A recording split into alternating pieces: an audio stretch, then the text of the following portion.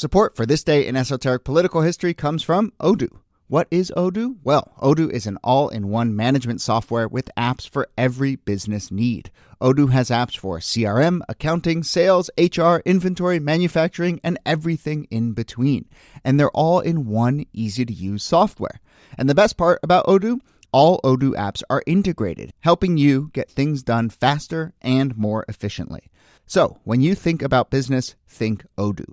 To learn more, visit odoo.com/thisday. That's odoo.com/thisday. Hello and welcome to This Day in Esoteric Political History from Radiotopia. My name is Jody Avirgan. This day, February 1st, 1877, the first Groundhog Day celebration.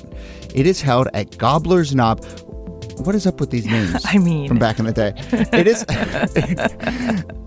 Let's just get through this. Let it go. It is held at Gobbler's Knob at Punxsutawney, Pennsylvania, the town where it is famously still held. And according to tradition, if people know, if a groundhog comes out of its hole on this day and sees its shadow, it gets scared and runs back into its burrow, which means that there's going to be 6 more weeks of winter weather. And if there's no shadow, then that means, hey, spring is on the way sooner than that.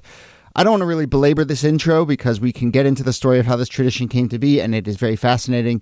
But also, I will say, and maybe I'm not the only one who didn't know this, but some of the backstory and the traditions surrounding this are very weird, and it also makes me question how reliable a groundhog is at predicting long-term meteorological forces. I don't know. Just me, color me skeptical. But we will get into it. It is fascinating nonetheless. Here, as always, Nicole Hemmer of Vanderbilt and Kellie Carter-Jackson of Wellesley. Hello there. Hello, Jody. Hey there. For a tradition that is so enmeshed in American culture and so, on its face, deeply weird, at least I will say I hadn't really kind of gotten my head around it and thought about it and been like, where did this come from? What does it mean? What actually is going on? So I'm excited to do this, and I think we should just do the basic facts here, and then we can layer on weird fact, possibly conspiracy theory on top. But why Punxsutawney? Why the 1880s? How did this get going?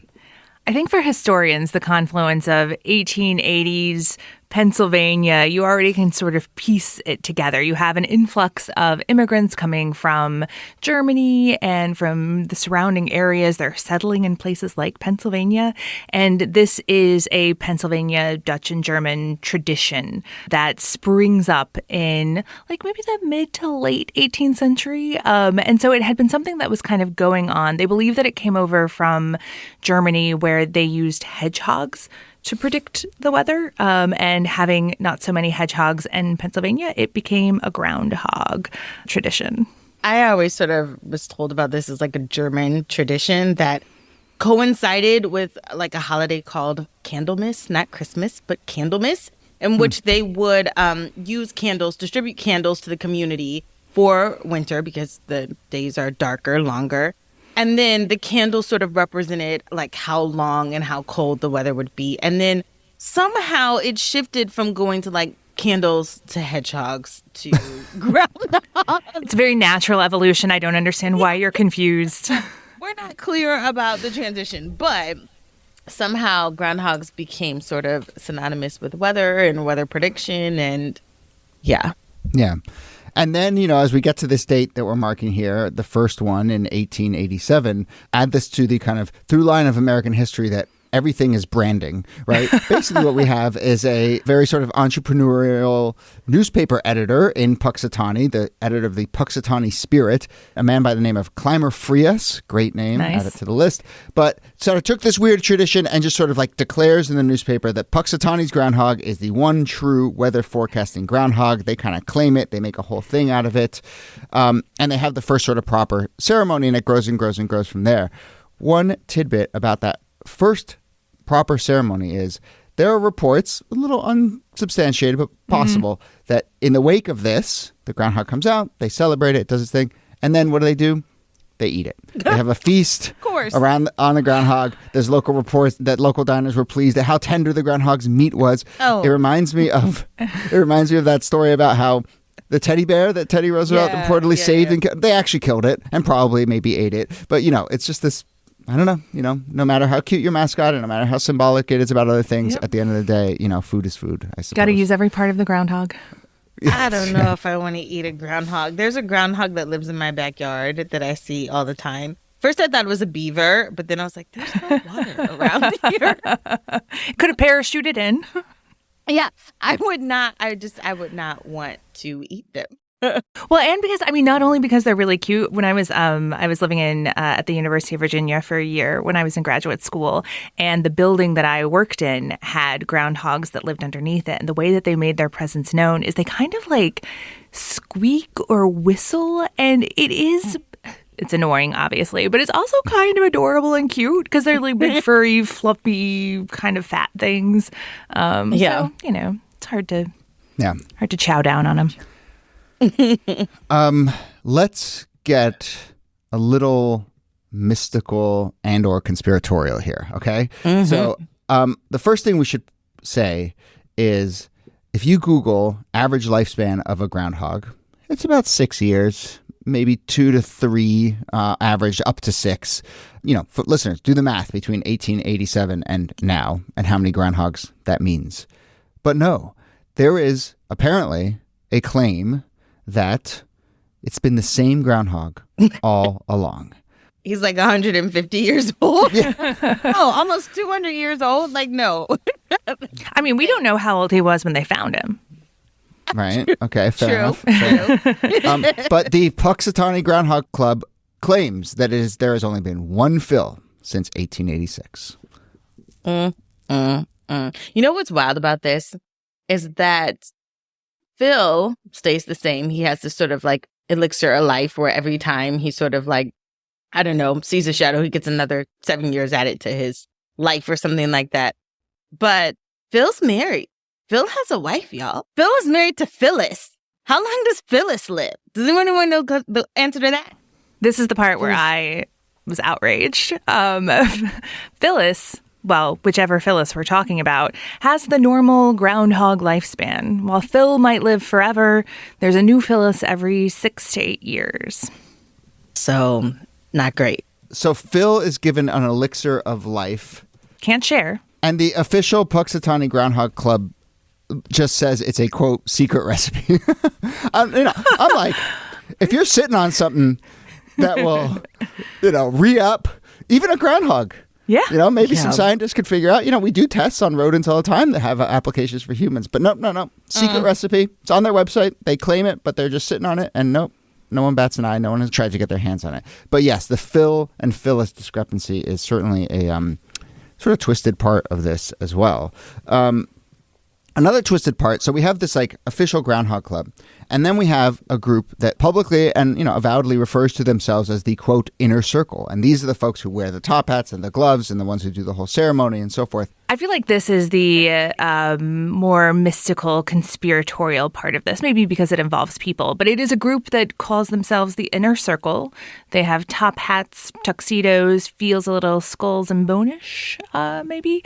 And before the ceremony, they prepare 2 scrolls. And one of them proclaims 6 more weeks of winter. And the other one proclaims an early spring. And when Punxsutawney Phil wakes up, rubs the sleep out of his eyes, has a little conversation in a language known as Groundhogese with the president of the Inner Circle to let the president know whether or not Punxsutawney Phil has seen his shadow. They have a little conversation, maybe a little tea, who knows.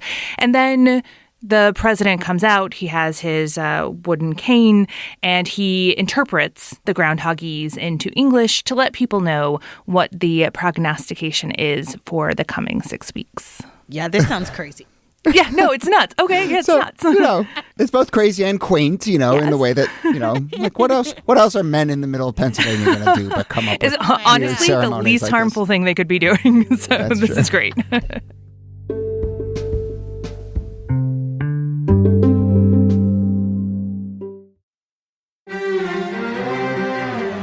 You're used to hearing my voice on the world, bringing you interviews from around the globe. And you hear me reporting environment and climate news. I'm Carolyn Beeler. And I'm Marco Werman. We're now with you hosting The World Together. More global journalism with a fresh new sound. Listen to The World on your local public radio station and wherever you find your podcasts.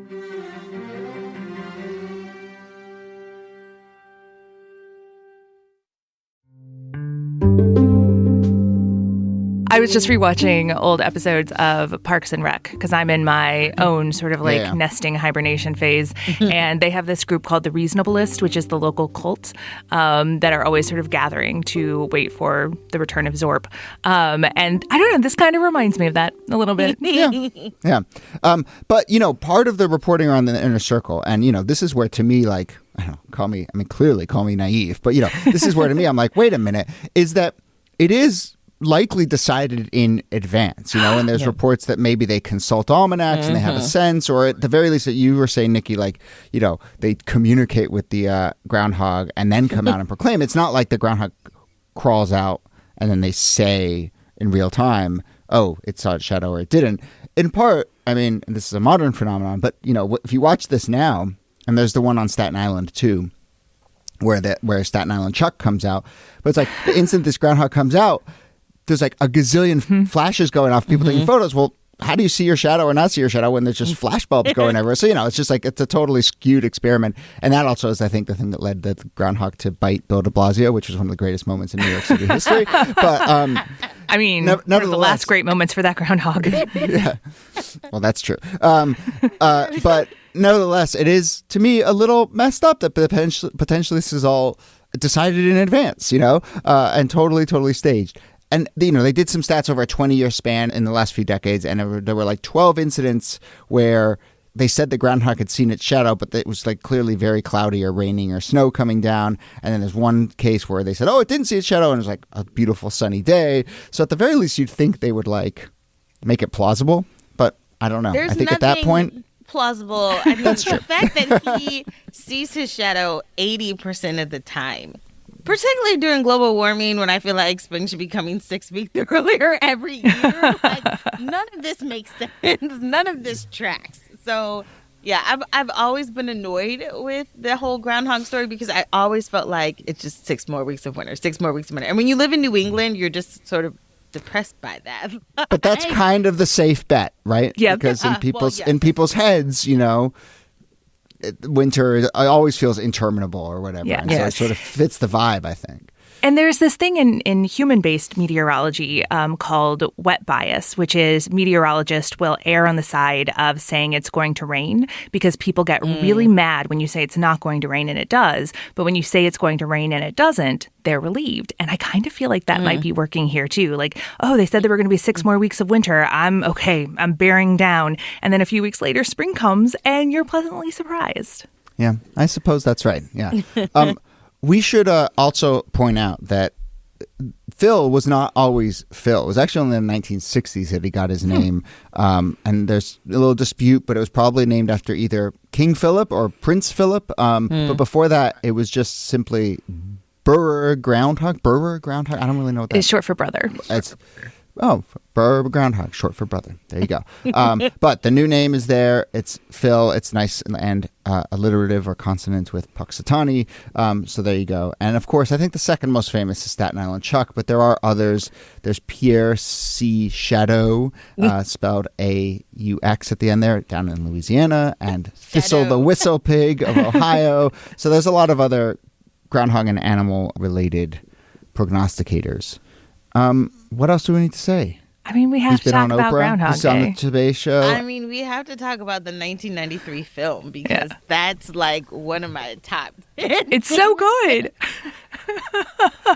Good. It's so hilarious. Like, that film is everything. It gives the film justification for going metaphysical, knowing that the groundhog drinks an elixir of life and relives its life over and over and over. I mean, it does really fit in a kind of interesting way. And so, hopefully this will deepen our appreciation of that great Bill Murray classic. But let's leave it there. Happy Groundhog Day, everyone. We'll see what Phil has to say this year. And we won't care because it's all bullshit. Nevertheless, that brings us to that. And then let's also talk about some also on this day, as we do from time to time, other things that happened on February 1st. So also on this day, February 1st, 1790, the U.S. Supreme Court convened for the first time in New York. But they quickly recessed for the day because only 3 of its 6 justices had bothered to show up. And, I think sometimes if you ask, does the Supreme Court work hard enough, you can point to this moment and say, well, there you go. In 1862, the Battle Hymn of the Republic, a poem by Julia Ward Howe, was published in the Atlantic Monthly. And in 2016, the World Health Organization declared a global emergency over the explosive spread of the Zika virus, which was linked to birth defects in the Americas. I feel like that was like a huge deal in 2016, and then we never heard anything about it again. Did it just go away? What are you talking about? We learned all sorts of great lessons, and we set up a whole infrastructure to deal with future pandemics, and it really worked. A whole care infrastructure. Yeah. Yeah, I don't know what happened to Zika, but it just like came and then went. And I was like, wait a second. Isn't somebody supposed to be following this? Yes. And we've done pandemic episodes, related episodes in the show, including with our friend Jim Hamblin. But, it's the sign of, whatever happened to that thing is the sign that people worked really hard and did their job, and often it's that. It's, quiet competence. Yeah. But and a few other things were happening in 2016. And a few other things. That's true. All right. That's the end of that episode. And I will just say, we're developing a nice little body of work around rodents in American history. We've done squirrels, we've done beavers, we've possums. Done groundhogs now, we've done possums, and so I love that. Maybe in our newsletter we'll compile that as a through line. Yeah. Or maybe we should just pivot the entire show. I think so. Yep. Okay. Yeah. Okay. I'm out. Animals with hairless tails. Let's go. Fair enough. Anyway, that brings us to the end of the episode. Nicole Hemmer, thanks to you as always. Thank you, Jody. And Kellie Carter-Jackson, thanks to you. My pleasure.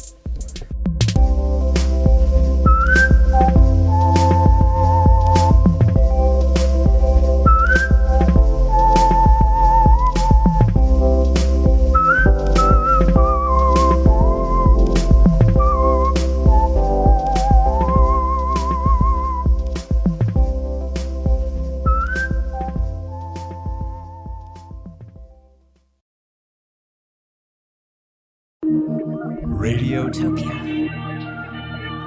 From